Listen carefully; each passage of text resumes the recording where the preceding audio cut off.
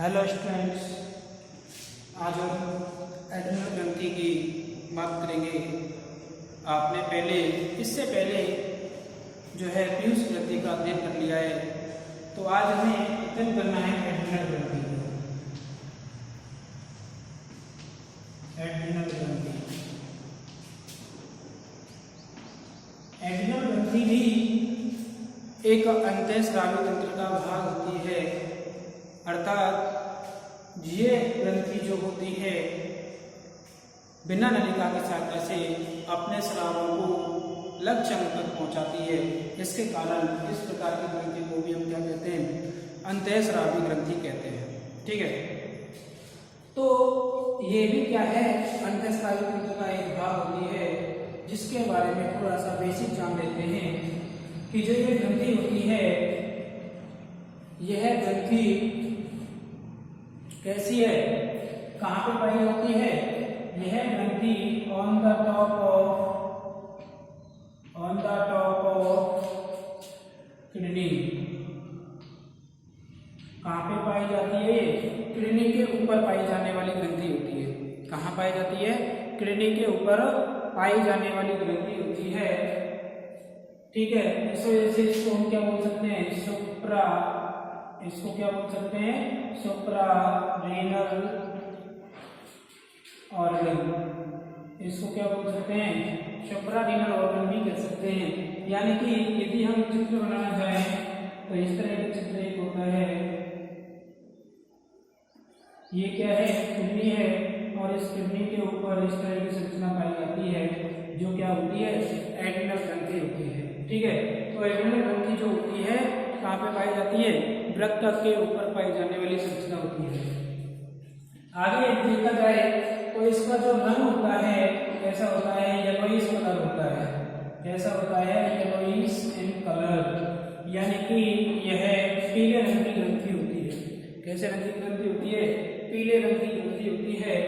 इसके अलावा यदि इसके वेट की बात करें हम, वेट, तो इसका वेट जो होता है 4 से 6 ग्राम हो सकता है। इसका वेट कितना हो सकता है? 4 से 6 ग्राम हो सकता है। ठीक है, जो भी नर में जो नर जंतु होते हैं, नर में अधिक, नर में कैसा वेट होता है? अधिक, और मादा में कैसा होता है? कम वजन होता है। मादा में कैसा होता है? कम वजन होता है। ठीक है,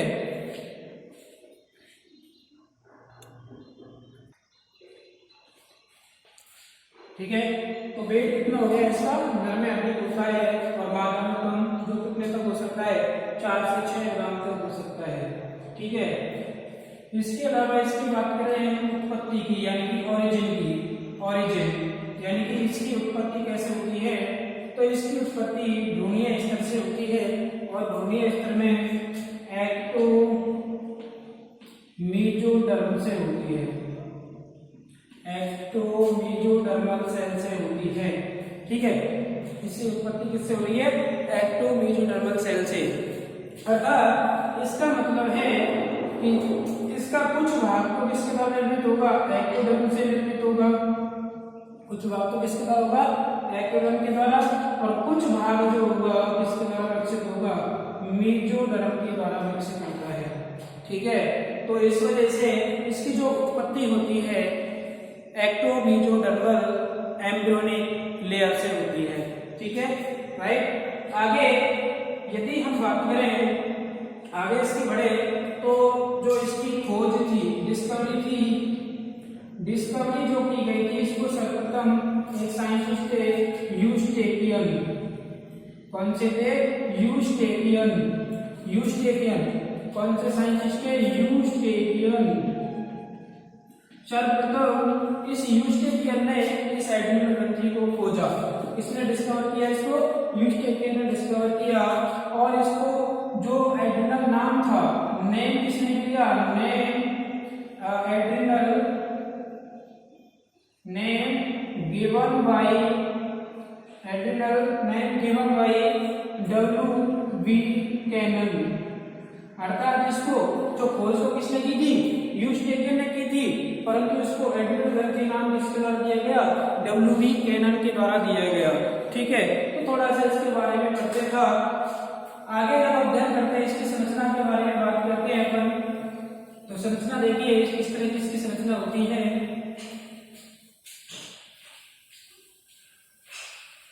तो इसकी संरचना के बारे में अध्ययन करते हैं। तो जो कॉर्टेक्स एड्रिनल ग्रंथि है, यह एड्रिनल ग्रंथि, एड्रिनल ग्लैंड जो होती है दो भागों में बटी होती है मुख्य रूप से। कितने भागों में बटी होती है? दो भागों में बटी होती है। पहला होता है एड्रिनल कॉर्टेक्स। पहला भाग कौन सा होता है? एड्रिनल कॉर्टेक्स होता है। दूसरा होता है एड्रिनल मेडुला। दूसरा कौन सा होता है? एड्रिनल मेडुला होता है। ठीक है, तो अभी हमने इस तरह का एक संरचना बनाई थी, चित्र बनाया था। सॉरी, देखिए इसके ऊपर इस तरह की पाई जाने वाली ग्रंथि जो है क्या है? एड्रिनल ग्रंथि है, जो कितने भागों में बटी हुई है? दो भागों में बटी हुई है। पहला एड्रिनल कॉर्टेक्स, दूसरा एड्रिनल मेडुला। तो जब इसकी संरचना का अध्ययन करते हैं तो इसकी संरचना लगभग इस तरह की दिखाई देती है।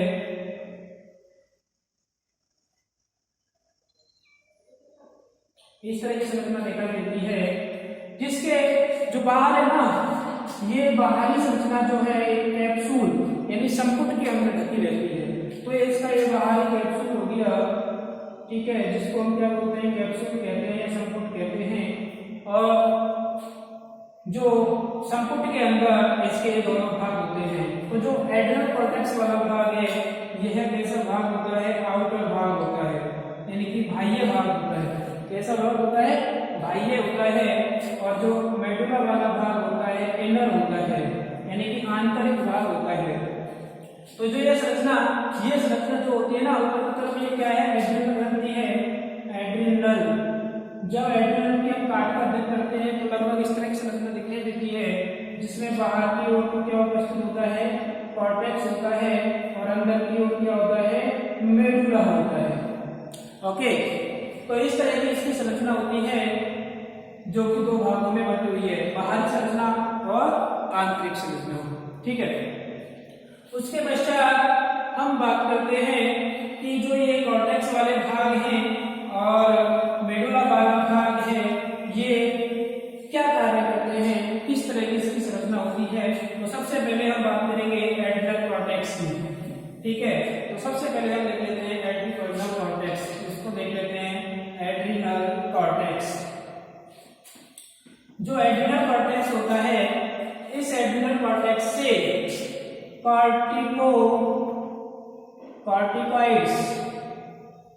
कार्टिकॉइड्स हार्मोन सीक्रेट होते हैं। इसके द्वारा कौन से हार्मोन सीक्रेट होते हैं? कार्टिकॉइड्स हार्मोन सीक्रेट होते हैं। इसको हम दूसरे नाम से भी जान सकते हैं, कॉर्टिकोस्टेरॉइड्स भी कह सकते हैं।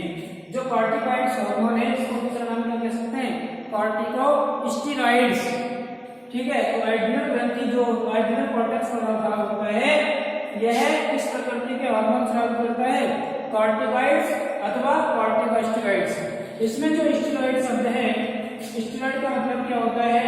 स्टेरॉइड प्रकृति, स्टेरॉइड। इसकी नेचर कैसी हो जाएगी? स्टेरॉइड। तो इसलिए कह सकते हैं कि जो इनके द्वारा स्रावित होने वाले हार्मोन है, वो किस नेचर के होते हैं? स्टेरॉइड नेचर के होते हैं। ठीक है, अब जब हम इस कॉर्टेक्स की संरचना का अध्ययन करते हैं, तो ये जो कॉर्टेक्स एड्रिनल कॉर्टेक्स होता है, एड्रिनल कॉर्टेक्स जनरली 3 परतों से मिलकर बनी संरचना होती है। कितनी परतों से मिलकर बनी संरचना होती है? 3 परतों से मिलकर बनी होती है, जिसमें पहला होता है जोना ग्लोमेरुलोसा। पहला कौन सा है? Zona glomerulosa. दूसरा है जोना फैसिकुलेटा। दूसरा इसका कौन सा हो गया? जोना फैसिकुलेटा। और जो तीसरा होता है जोना रेटिकुलेटा। इसको बैठा देता हूं मैं। तीसरा जो लेयर है जोना रेटिकुलेटा, रेटिकुलेटा, ठीक है। इस तरह से जो एड्रिनल कॉर्टेक्स है, कितने एड्रिनल कॉर्टेक्स में कितने स्तर होते हैं? 3 स्तर होते हैं, जिसमें पहला स्तर है ग्लोमेरुलोसा। ग्लोमेरुलोसा मतलब ग्लोमेरुलस यानी कि कैसा? निस्यंदी प्रकार का है, अर्थात गुच्छे के रूप में व्यवस्थित होता है। जिस तरह से आपको मैंने यूरिन फॉर्मेशन के दौरान पढ़ाया था, ग्लोमेरुलस, जो किसको हम क्या बोलते हैं? निस्यंदन भी कह सकते हैं, निस्यंदकारी ऑर्गन भी कहते हैं उसको, अर्थात छानने का कार्य करता है, जो कि किसके द्वारा बना होता है? ग्लोमेरुलस, रक्त वाहिनियों के गुच्छे द्वारा। ठीक इसी तरह से यह भी कैसेदार संरचना होती है? गुच्छेदार संरचना होती है। और कहाँ होती है? सबसे बाहर होती है। जब इसकी देखिए इस तरह से हम संरचना बना सकते हैं, इस तरह से इसकी क्या बना सकते हैं? संरचना बना सकते हैं, जिसमें कैसे कैसे संरचना होती है देखना है आपको।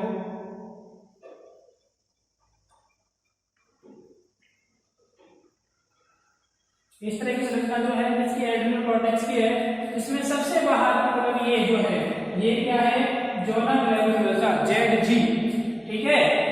आगे यदि हम बात करें दूसरा स्तर जो है कौन सा होता है? ये वाला स्तर होता है जोना फेसिकुलेटा, और जो तीसरा स्तर है वो क्या कहलाता है? जोना रेटिकुलेटा, और आंतरिक स्तर क्या है? मेडुला है। तीसरा स्तर जो अंदर आएगा वो क्या होगा? मेडुला। तो इस तरह की इसकी संरचना होती है, जिसमें ये 3 स्तर हो गए। सबसे बाहरी स्तर कौन सा है? ग्लोमेरुलोसा। मध्य का स्तर क्या है? फेसिकुलेटा है, और लास्ट का स्तर जोना रेटिकुलेटा। यह संरचना जो होती है कैसी होती है? जालिकावृत संरचना होती है। रेटिकुलम का मतलब होता है जालिकावृत संरचना, ठीक है। तो जो जोना ग्लैंडुलोसा होता है, इसके द्वारा मिनरेलो कॉर्टिकोसाइड,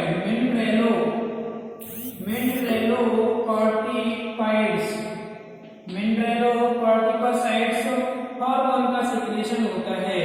तो जोना ग्लैंडुलोसा होता है ना, जोना ग्लैंडुलोसा के द्वारा मिनरेलोकॉर्टिकोइड्स हार्मोन का स्रावन होता है। ये क्या है? कोई एक पर्टिकुलर हार्मोन नहीं है जो हम बात कर रहे हैं ना, मिनरेलोकॉर्टिकोइड्स, ये कोई एक पर्टिकुलर हार्मोन नहीं है, अर्थात किसी एक हार्मोन का नाम नहीं है, बल्कि ये क्या है? ग्रुप ऑफ हार्मोन है, यानी कि हार्मोन्स का समूह है, एक पर्टिकुलर हार्मोन नहीं है। इसी तरह से जो जोना फेसिकुलेटा होता है, इस जोना फेसिकुलेटा द्वारा जो हार्मोन का स्रावन होता है ग्लूकोकॉर्टिकॉइड्स, हार्मोन का स्रावन होता है। ये भी क्या है? एक पर्टिकुलर हार्मोन नहीं है, बल्कि क्या है? ग्रुप ऑफ हार्मोन है, यानी कि हार्मोन्स का समूह है। इसमें कई प्रकार के हार्मोन होते हैं, ठीक है। इसी तरह से जो जोना रेटिकुलेटा है, जोना रेटिकुलेटा गोनेडोकॉर्टिकॉइड्स हार्मोन का स्रावन करता है। इसका स्रावन करता है गोनेडोकॉर्टिकॉइड्स, इनको हम क्या बोल सकते हैं? सेक्स हार्मोन भी कह सकते हैं, ठीक है। तो ये भी क्या है? ग्रुप ऑफ हार्मोन्स है। तो इन तीनों स्तरों के द्वारा, जो कॉर्टेक्स के ये तीनों स्तर हैं, इन तीनों स्तरों के द्वारा इस प्रकार के हार्मोन्स जो कि समूह में होते हैं स्रावित किए जाते हैं, ठीक है। तो जो पहला है मिनरेलोकॉर्टिकॉइड्स, मिनरेलोकॉर्टिकॉइड्स जो होता है, इसमें मेनली आता है एक शब्द जो होता है एल्डोस्टेरोन। एक शब्द क्या है? हार्मोन आता है एल्डोस्टेरोन। ये एल्डोस्टेरोन आपने पढ़ चुके हो। एल्डोस्टेरोन जो हार्मोन स्रावित होता है, पीयूष ग्रंथि के अग्रभाग से स्रावित होने वाला हार्मोन होता है, जिसको हम दूसरा नाम क्या कहते थे? एल्डोस्टेरोन को मिनरेलोकॉर्टिकॉइड्स। यह एल्डोस्टेरोन हार्मोन क्या कार्य करता है? सोडियम और पोटेशियम आयन की सांद्रता का नियंत्रण करता है, ठीक है। ओके, समझ आया आपको? ठीक है। तो इस तरह से इसमें जो मुख्य हार्मोन होता है वो कौन सा होता है? एल्डोस्टेरोन। इसके अलावा इसमें और भी हार्मोन्स आते हैं। इसी तरह से जो ग्लूकोकॉर्टिकॉइड्स हार्मोन है, ग्लूकोकॉर्टिकॉइड्स हार्मोन में एक हार्मोन होता है कॉर्टिसोल। हार्मोन कौन सा होता है? कॉर्टिसोल, जो क्या है ग्लूकोकॉर्टिकॉइड्स समूह का एक विशिष्ट हार्मोन है। यह कॉर्टिसोल हार्मोन जो होता है ना, क्या काम करता है? ग्लूकोज के उपापचय में सहायक होता है, अर्थात ग्लूकोज के उपापचय पर प्रभाव डालता है। इसके अलावा यह प्रोटीन के उपापचय पर प्रभाव डालता है, इसके अलावा लिपिड के उपापचय पर प्रभाव डालता है। Are you okay? इसी तरह से ये हार्मोन क्या कार्य कर रहा था? यह किसमें, जो हमारा शरीर होता है, उस शरीर में जो कोशिकाएं होती हैं, उस कोशिका में सोडियम और पोटेशियम आयन की सांद्रता का नियमन करता है और ये उपापचय पर प्रभाव डालता है। ओके, इसी तरह से जो गोनाडोकॉर्टिकॉइड्स हार्मोन होते हैं, जिनको हम क्या बोल रहे हैं? सेक्स हार्मोन भी कह रहे हैं। इसके द्वारा मेनली एंड्रोजन, इसके द्वारा मेनली किन हार्मोन का स्राव होता है? एंड्रोजन, एस्ट्रोजन, एस्ट्रोजन और प्रोजेस्टेरोन, प्रोजेस्टेरोन हार्मोन का सीक्रेशन होता है। आपको थोड़ा कंफ्यूज हो रहा होगा कि ये हार्मोन को, जो तीनों की तीनों हार्मोन हैं, ये किसके द्वारा स्रावित होते हैं? एंड्रोजन में कौन कौन से आ जाएंगे? टेस्टोस्टेरोन है, एंड्रोस्टेरोन है ना, ये दोनों हार्मोन्स हैं एंड्रोजन में। तो ये किसके द्वारा स्रावित होते हैं? सेक्स ग्लैंड के द्वारा, यानी कि जनन ग्रंथि द्वारा स्रावित होते हैं। जनन ग्रंथि में अंडाशय और वृषण आते हैं, उनके द्वारा स्रावित होने वाले हार्मोन हैं। तो आपको ये कंफ्यूज हो गया होगा कि भाई यहाँ से क्यों स्रावित हो रहे हैं।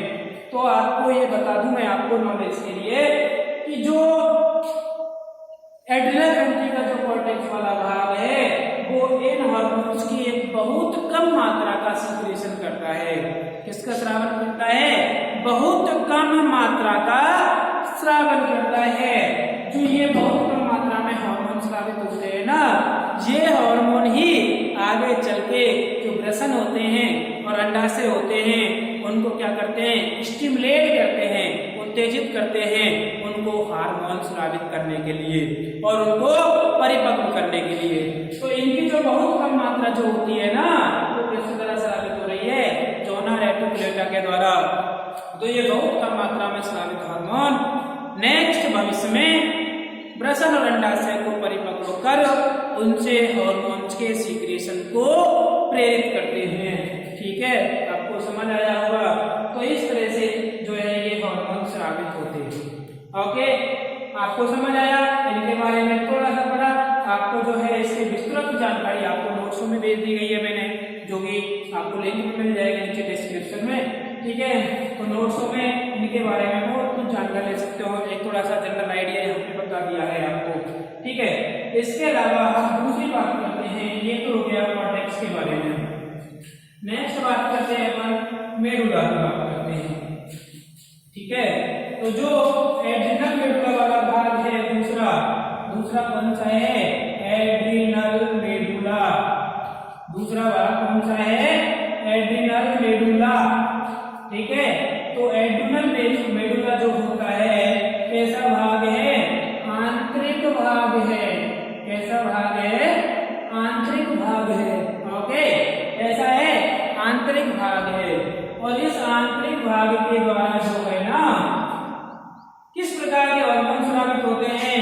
दो प्रकार के हार्मोन स्रावित होते हैं। एक तो होता है एपिनेफ्रिन, एक तो कौन सा होता है? एपिनेफ्रिन होता है। दूसरा कौन सा होता है? नॉरएपिनेफ्रिन होता है। कौन सा होता है? नॉरएपिनेफ्रिन। इसको हम दूसरा नाम क्या कह सकते हैं? एड्रिनलिन हार्मोन भी कहते हैं। एड्रिनलिन, इसको दूसरा नाम क्या कहते हैं? नॉरएड्रिनलिन हार्मोन भी कहते हैं। ठीक है, तो जो मेडुला वाला भाग होता है ना, मेडुला वाले भाग से एपिनेफ्रिन और नॉरएपिनेफ्रिन हार्मोन्स का स्रावन होता है। ये दोनों जो हार्मोन होते हैं ना, एक दूसरे के विपरीत कार्य करते हैं। इसी तरह कार्य करते हैं, एक दूसरे के विपरीत कार्य करते हैं। और जो इसके द्वारा स्रावित होने वाले हार्मोन है ना, एड्रिनल मेडुला द्वारा, उनका नियंत्रण जो होता है अनुकंपी तंत्रिका तंत्र के द्वारा किया जाता है। किसके द्वारा किया जाता है? अनुकंपी तंत्रिका तंत्र, सिंपैथेटिक नर्वस किया जाता है, नियंत्रण किया जाता है। ठीक है, तो इस तरह से मेडुला वाले भाग से दो हार्मोन्स का स्राव होता है। ये दोनों की दोनों हार्मोन जो होते हैं ना, किस किस पर प्रभाव डालते हैं? उपापचय पर प्रभाव डालते हैं। प्रोटीन उपापचय पर हो गया, कार्बोहाइड्रेट उपापचय पर हो गया, लिपिड उपापचय पर हो गया। इसके अलावा ये हृदय गति को बढ़ा भी सकते हैं, घटा भी सकते हैं। इस तरह से इनके क्या होते हैं? प्रभाव होते हैं। ठीक है, तो इस तरह से ये हो गया अपना दोनों संरचनाएं हो गई, मेडुला भी हो गया और इससे पहले आपने कॉर्टेक्स का भी अध्ययन कर लिया। मेडुला के द्वारा दो हार्मोन्स का स्रावन हुआ है और कैसा भाग है? ये आंतरिक भाग है, जो कि चित्र में दिखाया गया है सबसे भीतर की ओर। ठीक है, अब थोड़ा सा इसकी बात कर लेते हैं कि जो है ना ये कॉर्टेक्स और मेडुला, जो एड्रिनल ग्रंथि के दोनों भाग हैं, cortex plus medulla, cortex plus medulla. ठीक है, मेडुला, ये दोनों जो भाग हैं किसके वजह से? Adrenal cortex plus adrenal medulla, ये दोनों जो हार्मोन्स का स्रावन करते हैं, ये हार्मोन्स का स्रावन किसके निर्देश पर करते हैं?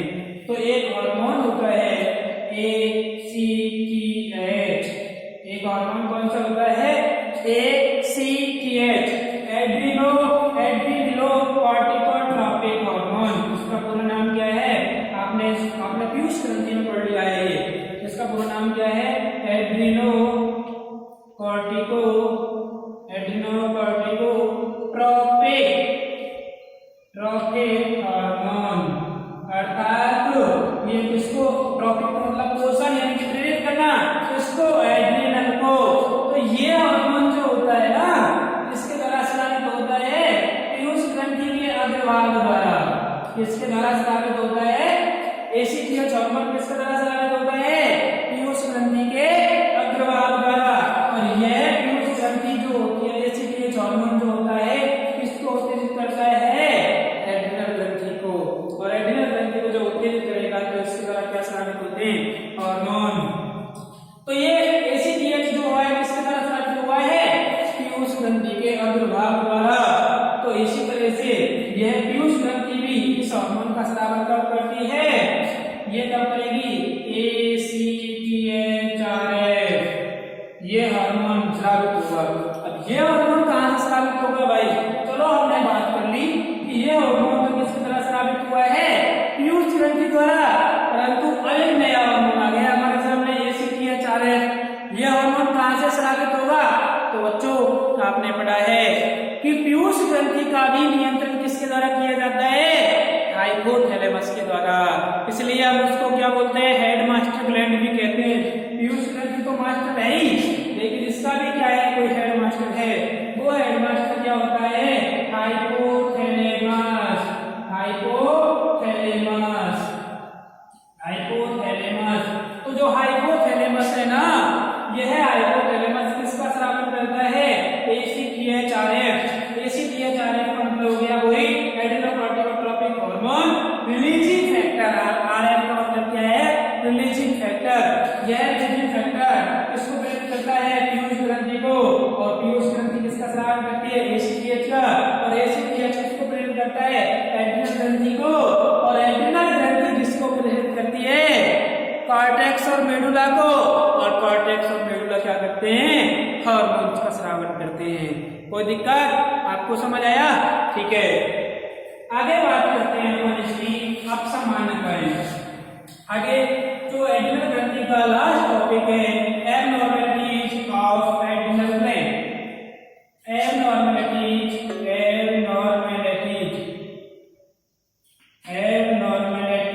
Of adrenal gland. Adrenal gland यानी कि एड्रिनल ग्रंथि की अपसमानताएं। एड्रिनल ग्रंथि की अपसमानताएं। ठीक है, तो अपसमानताएं क्या क्या होती हैं देखना है आपको। अपसमानताएं दो प्रकार की होती हैं। एक तो होता है हाइपोएड्रेनलिज्म। हाइपोएड्रेनलिज्म यानी कि अधिवृक्कता। अधिवृक्कता। और दूसरा होता है हाइपर हाइपर एड्रेनलिज्म यानी कि अति अधिक रक्तता, अति अधिक होना, और यहाँ पे क्या हो रहा है कम। हाइपर का मतलब है कम और हाइपर का मतलब है अधिक, ठीक है। तो ये जो शब्द है एड्रेनलिज्म जो लिया है, एड्रेनलिज्म जो लिया है ना, एड्रेनल ग्रंथि के द्वारा स्रावित होने वाले हार्मोन्स के लिए लिया है। तो यहाँ पे जब हार्मोन्स का स्रावन कम हो जाता है ना, तो हार्मोन्स का जब स्रावन कम हो जाता है तो इस स्थिति में क्या हो जाता है, सोडियम के अणु क्या होने लगते हैं, शरीर से अधिक मात्रा में बाहर निकलने लगते हैं। क्या निकलने लगते हैं, सोडियम के अणु, जैसे मिनरल कॉर्टिकोस्टेरॉइड यानी एल्डोस्टेरोन की मात्रा में क्या हो गई, कमी हो गई। तो कमी हो जाएगी, सोडियम के अणु क्या निकलने लगेंगे, शरीर से बाहर निकलने लगेंगे, शरीर से बाहर निकलने लगेंगे, और शरीर से बाहर निकलने लगेंगे तो शरीर में किसकी अधिकता होगी, पोटेशियम आयन की अधिकता हो जाएगी। इसके अलावा शरीर पर विभिन्न प्रकार के प्रभाव पड़ेंगे, शरीर पर क्या पड़ेंगे, विभिन्न प्रकार के प्रभाव पड़ेंगे। उन प्रभावों में जैसे डायबिटीज इत्यादि हो जाना, डायबिटीज जिसको बोल सकते हैं अपन डायबिटीज मेलिटस कह सकते हैं, जो उस पर प्रभाव देखे जा सकते हैं। तो इस प्रकार के लोगों को यानी कि कमी होने पर, जब एड्रिनल ग्रंथि से स्रावित होने वाले हार्मोन्स की कमी होती है तो उस प्रकार का रोग क्या हो जाता है, एडिशन का रोग हो जाता है। उस स्थिति में क्या हो जाता है, एडिशन का रोग हो जाता है। जबकि जब हार्मोन्स अधिक मात्रा में स्रावित होते हैं, यदि एड्रिनल ग्रंथि से हार्मोन अधिक मात्रा में स्रावित होते हैं तो उस स्थिति को क्या बोलते हैं अपन, अति अधिक रक्तता, हाइपर एड्रेनलिज्म कहते हैं। इससे क्या रोग हो जाता है, अधिक रक्तता से कुशिंग का रोग हो जाता है। क्या हो जाता है, कुशिंग का रोग, ठीक है। इस स्थिति में क्या हो जाता है, हृदय की धड़कन कम, इसके अलावा जो है विभिन्न प्रकार के प्रभाव देखे जा सकते हैं। शरीर में पोटेशियम आयन की क्या होने लग जाती है, कमी होने लग जाती है। इस तरह की जो है इससे विषमताएं उत्पन्न हो सकती हैं, ठीक है। थैंक यू, आपको समझता हूँ, मैं आशा करता हूँ कि आपको समझ आया होगा। और मेरे इस यूट्यूब चैनल को देख के आप लाइक शेयर एंड सब्सक्राइब कीजिएगा।